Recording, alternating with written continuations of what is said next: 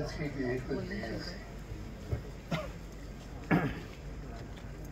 10 दिन पहले श्री साहब जी मुंबई में आए थे। उन्होंने बताया कि कुछ नए किताब लिखे बाबा साहेब अम्बेडकर के बारे में, और इस देश में कई क्षेत्र में जिन्होंने बहुत योगदान देश के लिए किया, ऐसे लोगों के बारे में कोई 3-4 किताबें लिखी है। आपका अवगत होना पड़ेगा और इसका विमोचन करना पड़ेगा। मैंने उनको हाँ बोला और मैं खुशी से आया था। इनके खत में उन्होंने और एक किताब का नाम लिया था, तो मेरे बारे में था, और जो किताब मेरे बारे में था ये आप लोगों के सामने रखने का काम उनके खत में डॉक्टर फारूक अब्दुल्ला करने वाली थी। तो फारूक हमारे दोस्त थे, तो हमने हाँ कहा और फिर से 1 घंटे से 2 घंटे से मैं यहाँ बैठा हूँ और मेरे सामने मेरे बारे में बहुत कुछ बातें यहाँ कही जाती है। ये बड़ा मुश्किल काम होता है, एक अकेला आदमी बैठना और पूरे सब लोगों ने इनके बारे में कुछ न कुछ बातें कहना, ये इतनी आसान बात नहीं है। सोचिए, जो किताब है, ये किताब मैंने शायद 10 या 12 साल पहले लिखा था। इसकी कई एडिशन लिखी और कई एडिशन निकलने के बाद जब जी ये किताब पढ़ते हैं तो मुझे लंबे लंबे खत लिखते हैं। ये सब पुरानी बातें होगी, आज की स्थिति क्या है इस बारे में लिखने की आवश्यकता है। और ये बात सच है। जो किताब में कई बातें मैंने कही थी, कई जगह पर कई वक्त पर एक तरह का संघर्ष है, झगड़ा ये करने की नौबत मेरे ऊपर आई। औरंगाबाद में आए तो मुझे याद है कि महाराष्ट्र की हुकूमत की जिम्मेदारी मेरे कंधे पर फैलने के बाद मैंने एक डिसीजन लिया था। डिसीजन क्या था? यहाँ की यूनिवर्सिटी को डॉक्टर बाबा साहेब अम्बेडकर उनका नाम देने के बाद डिसीजन अनाउंस हुआ और रात को 2 बजे तक उसे पुलिस कमिश्नर थे उस जमाने के यहाँ के, उनके मैसेजेस आना शुरू किया कि हमले हो गए, दलितों के मकान जला रहे, लोगों को ये डिसीजन बिल्कुल मंजूर नहीं है, कुछ न कुछ करने की आवश्यकता है। डॉक्टर बाबा साहेब इस देश को संविधान देने वाले, दुनिया में जिनका नाम था और उनके नाम से यूनिवर्सिटी शुरू होना ये कोई गलत काम नहीं था। मगर स्थिति इतनी डिफिकल्ट थी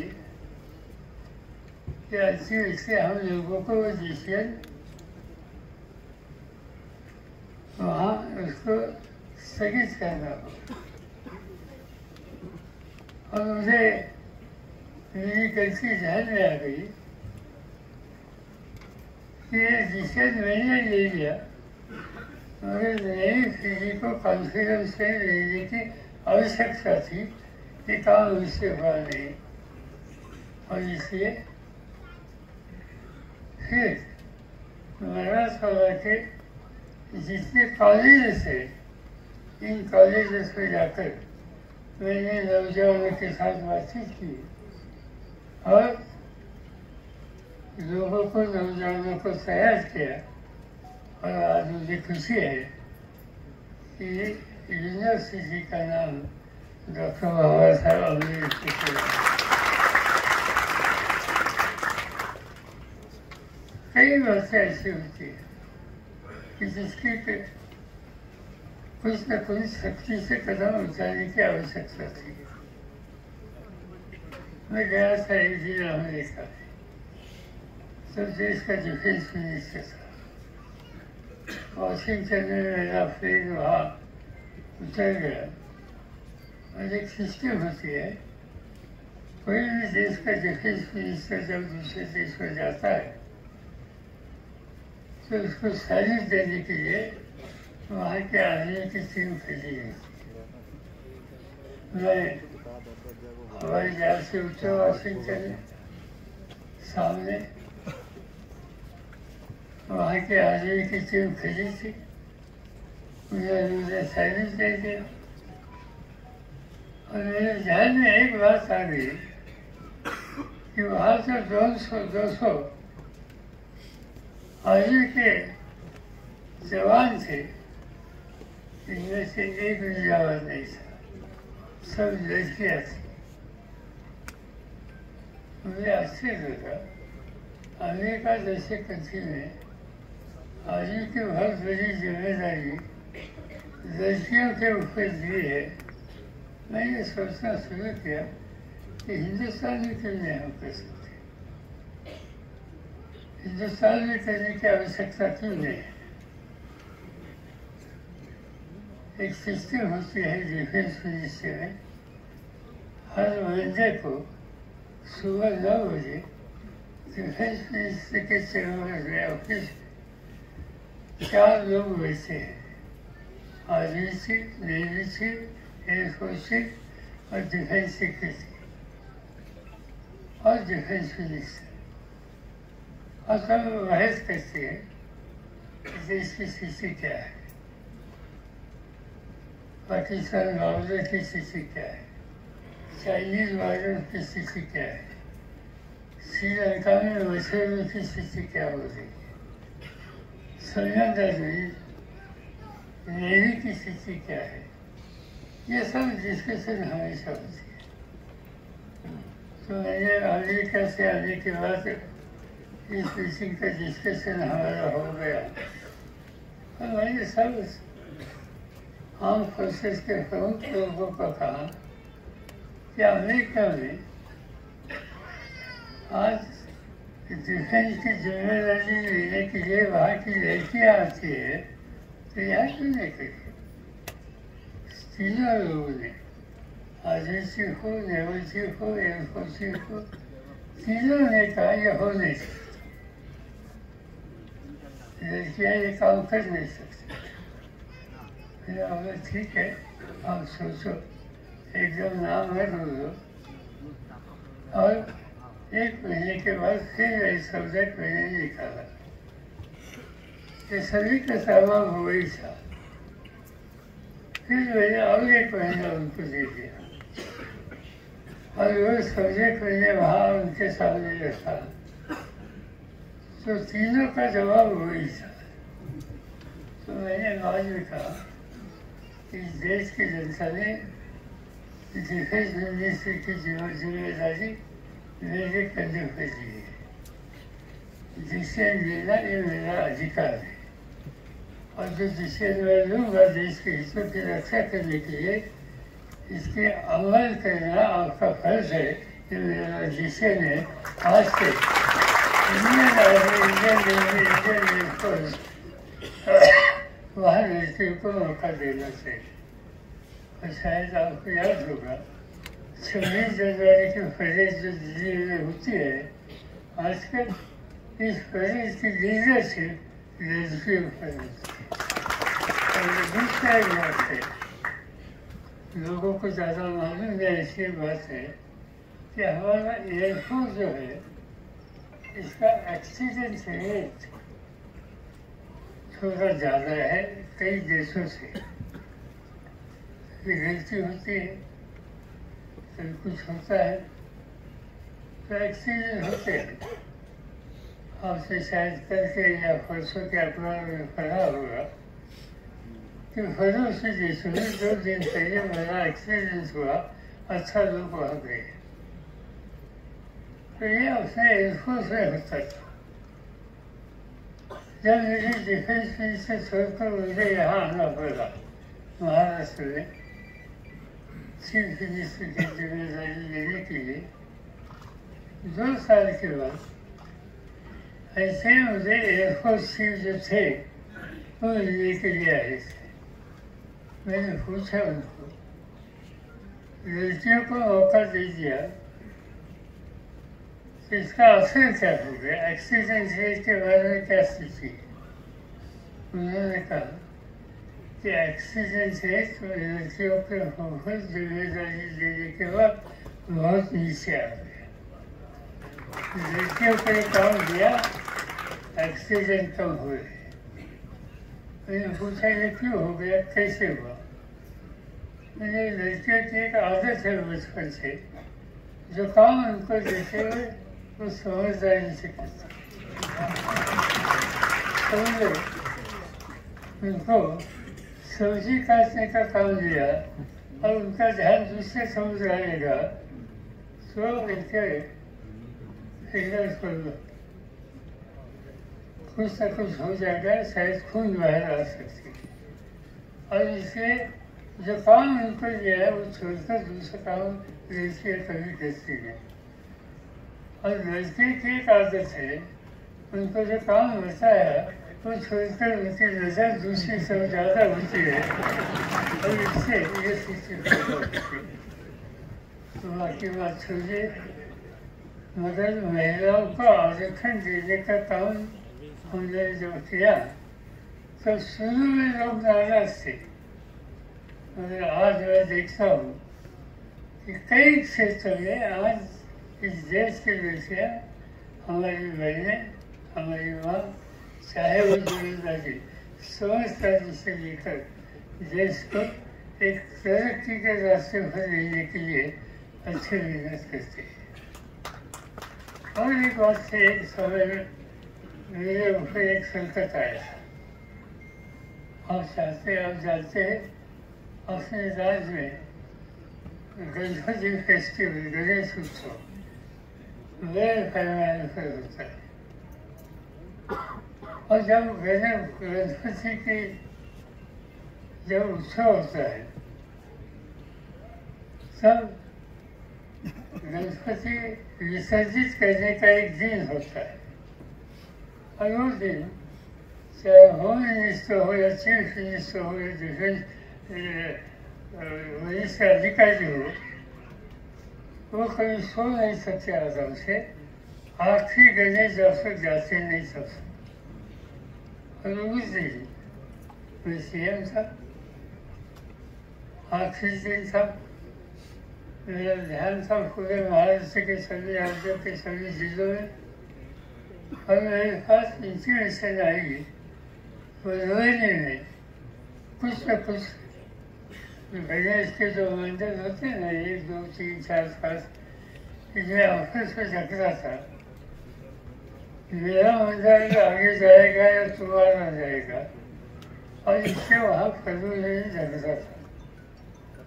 मैं 3:30 बजे तक सो नहीं सका, बार बार फोन करता था वहाँ के स्पीकर। बाद में मुझे मसला गया कि अभी इशू सेटल हो गया और शांति से जो वहाँ जिम्मेदारी थी वो लोगों ने खुली की। मैं सोने के लिए गया आराम से, और सोने के लिए गया 4 बजे से, और मेरा दरवाजा खटखटाया, ऐसी बात सुनने के लिए मिला।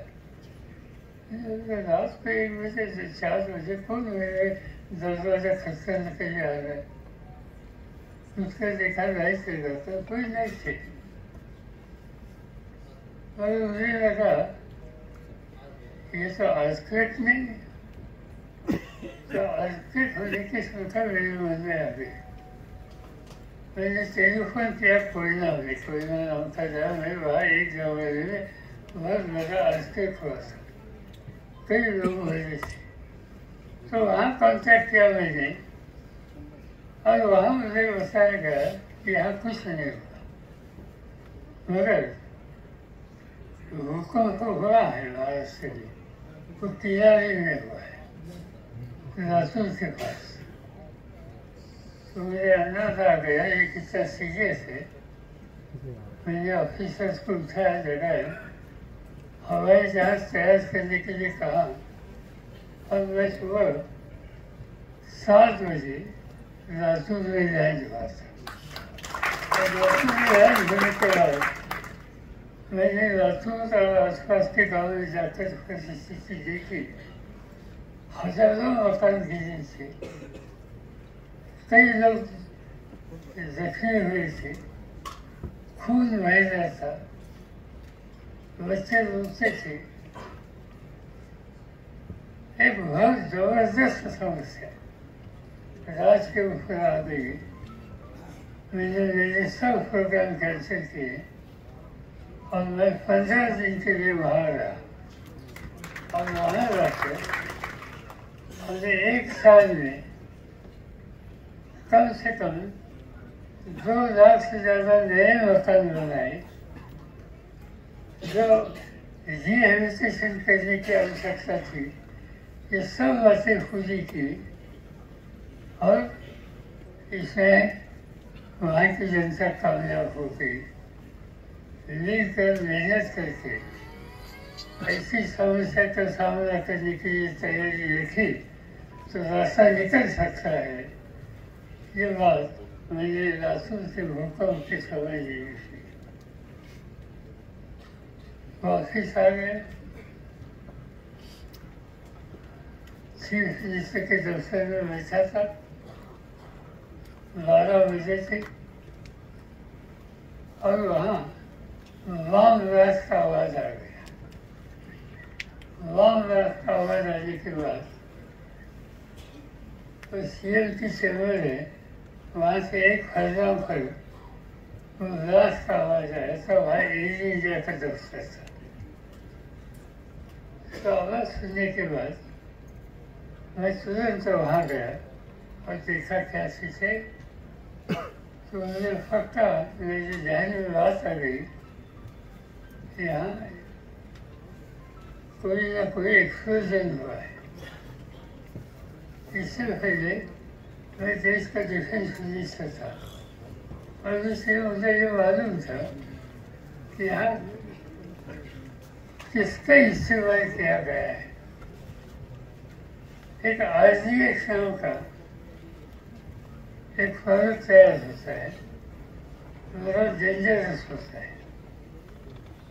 इस देश में एक ही जगह पर फायदा शुरू होती है, पूना के पास एक डिफेंस मिनिस्टर की फैक्ट्री है इसमें, और दूसरी जगह थी कराची में, वहाँ इसका प्रोडक्शन होता था।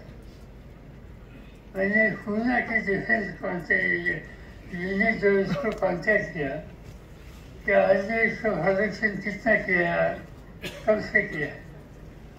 वहाँ के स्टाफ ने मुझे कहा पिछले 1.5 साल से यहाँ RDX होता नहीं।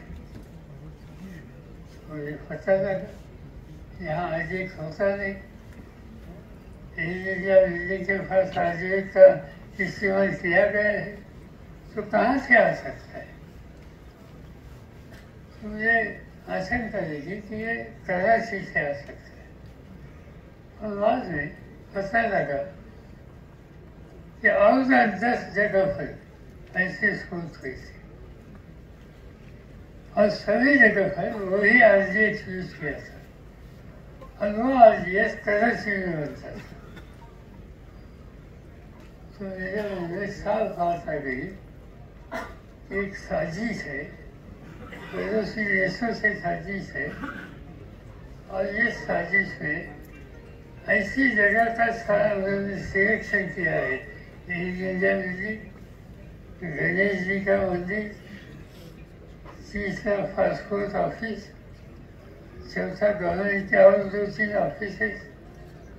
तो ये सब जगह ऐसी सिलेक्ट की है कि शायद इसमें 2 कौम में एक तरह का गलत फहमी पैदा हो जाएगी और आपस में झगड़े होने की संभावना है। मैंने सीधा जाकर टेलीविजन पर भाषण दे दिया और कहा कि इससे जगह पर ये बात हो गई, और टेलीविजन पर मैंने एक झूठी बात कही, और वो झूठी बात मैंने ये कही कि मुंबई शहर में मोहम्मद अली लोग वहाँ भी एक फौत हो गया, वहाँ कुछ हुआ नहीं था, मगर मैंने ये झूठी बात कही, इसका असर ऐसा हो गया मुंबई शहर के सब समाज के लोगों को यह अंदाजा आ गया कि ये मंत्रालय के फांसी हुआ और मोहम्मद अली भी हुआ, ये हिंदू मुस्लिम नहीं है, यहाँ कोई गलत आदमी ने किया है या गलत शक्तियों ने किया है, और इसलिए मुंबई शहर बिल्कुल शांति रहा रखी, कुछ नहीं हुआ, और इसमें हम लोगों को कामयाब नहीं हो गई। ऐसी कई बातें हो सकती है, इस किताब में शायद इसका कुछ न कुछ लिखा गया था। आज महाराष्ट्र 2 सेक्टर में आगे गया है। एक चीनी का उत्पादन देश में अपना 2 नंबर है, और दूसरा बागवानी। एक जमाना ऐसा था, मेरे पास एग्रीकल्चर यूनिवर्सिटी की जिम्मेदारी 10 साल थी, तो मैंने ध्यान दे दिया इस काम पर ज़्यादा। जैसे मैंने राष्ट्रपति भवन में जाकर शपथ ले ली एग्रीकल्चर मिनिस्टर की, घर में वापिस आ गया, पहली फाइल सामने आ गई, और एग्रीकल्चर सेक्रेटरी फाइल लेके सामने आ गए।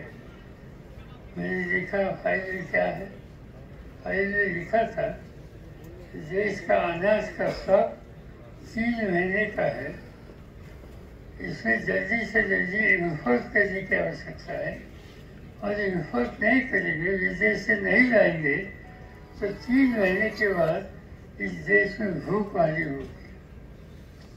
तो मेरा दुखी था।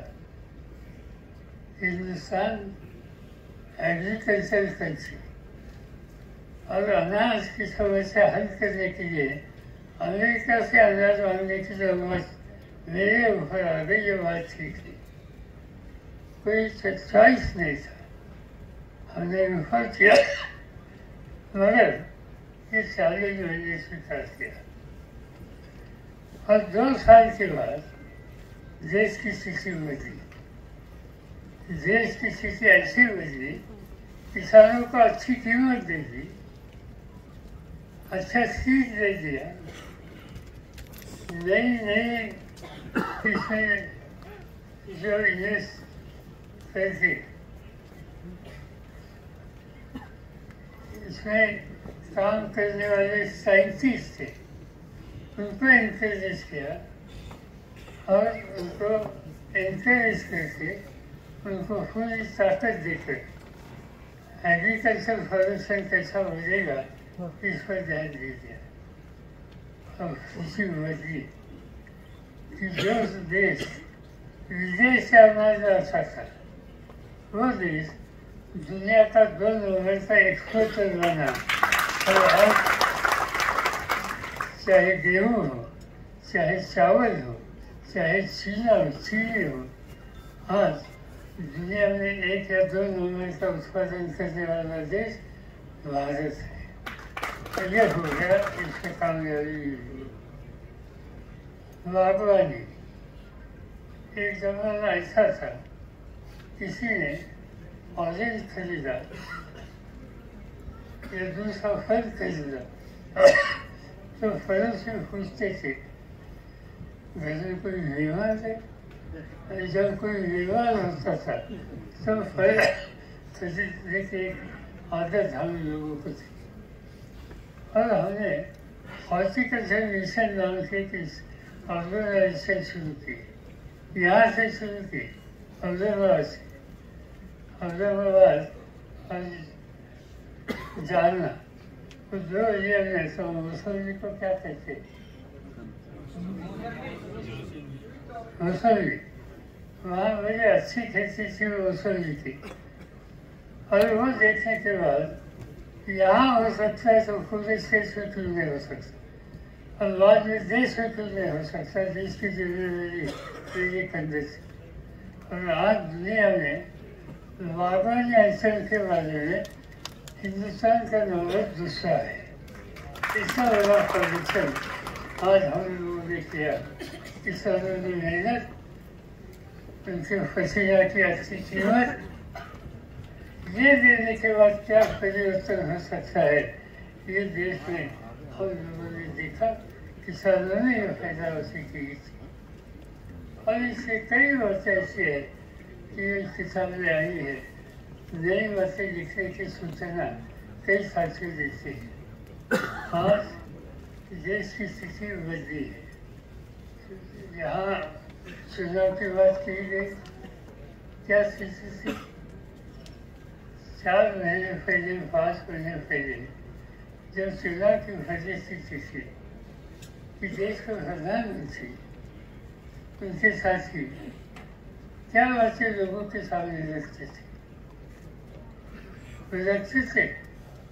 कई ऐसी बातें रखते थे कि देश के हितों की रक्षा इसमें होती नहीं थी। कई उनके साथियों ने कई जगह पर, हेडली नाम का उनका साथी था, फादर का मेमोर, उन्होंने बंगाल में कहा कि हमें 405 सीट चाहिए क्योंकि हमें परिवर्तन करना है संविधान में। इस संविधान में बदलाव करना हो तो नरेंद्र मोदी जी के हाथ में 400 से ज़्यादा सीट की आवश्यकता है। ये बात उन्होंने कही थी, उनके कई साथियों ने ऐसी की थी।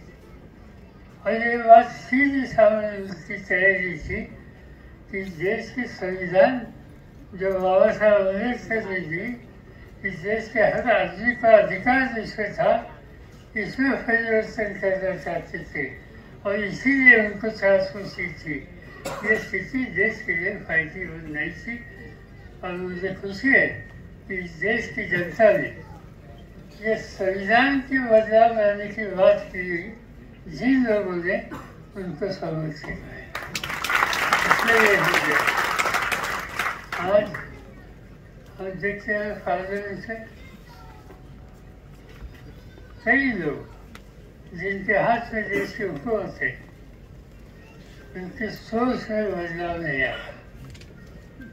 2-4 दिन पहले, 8 दिन पहले अमित शाह होम मिनिस्टर, उन्होंने मेरे ऊपर ऐसा किया, मेरे बारे में कुछ बातें कही गई। उन्होंने कहा कि देश के जितने भ्रष्टाचार है उनके सूबेदार शरद पवार है। अजीब बात है, जो आदमी आज देश का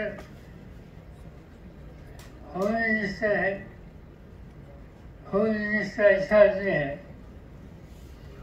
कि जब गुजरात में थे वहाँ कानून का गलत इस्तेमाल किया, इसके लिए सुप्रीम कोर्ट ने उनको गुजरात से तजुर्बा किया। जो आदमी जिसे सुप्रीम कोर्ट ने तजुर्बा किया था, वो आज देश की रक्षा करने की या देश के होम मिनिस्टर की जिम्मेदारी नहीं करता। और इसलिए हम कहाँ जा रहे ये सोचने का ये समय। आज जिस तरह से इन लोगों के हाथ में हुकूमत है, ये कदम उठा रहे, मुझे लगता है कि हम लोगों को हमेशा सोचना होगा, ध्यान देना होगा, नहीं तो इस देश को गलत रास्ते भर लेने का काम आज के बहुत सारे बच्चे बड़े लोग 100% करेंगे और इन सब बारे में हम लोगों को ध्यान देना होगा।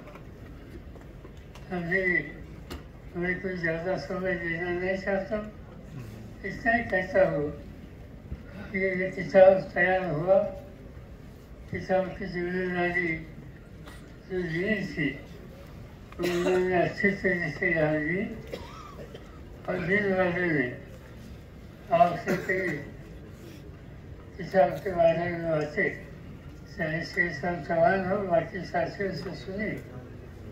इसमें कोई सुधार करने की आवश्यकता है, नई स्थिति पैदा जो हुई है वो लिखने की आवश्यकता है। मैं इससे कहना चाहता हूँ कि शेषराम जी चौहान और उनके साथियों के साथ मिलकर इसमें जो कोई सुधार करने की आवश्यकता है हम जरूर करेंगे। मुझे खुशी है कि अन्य भाषा में इसका ट्रांसलेशन हुआ, आज उर्दू में हुआ। मैं तो उर्दू पढ़ नहीं सकता, मगर उर्दू समझ सकता हूँ और इसलिए कम से कम समझने वाले भाषा में ये किताब यहाँ आ गया और जिसकी जिम्मेदारी जो हमारे साथियों ने ली थी, इन सभी को मैं धन्यवाद दिलाना चाहता हूँ। एक ही बात जाते जाते तोहफे जी को कहना चाहता हूँ। तोहफे जी ने यह कहा कि आप शरद पवार की उंगली पकड़ते आए, ये सेचन बिल्कुल मानता नहीं, क्योंकि एक दिन नरेंद्र मोदी ने एक स्पीच में ऐसा कहा था कि शरद पवार की उंगली पकड़ते मेरा उंगली पर मेरा पूरा भरोसा है। मैं किसी के हाथ से उंगली नहीं दूंगा, लेकिन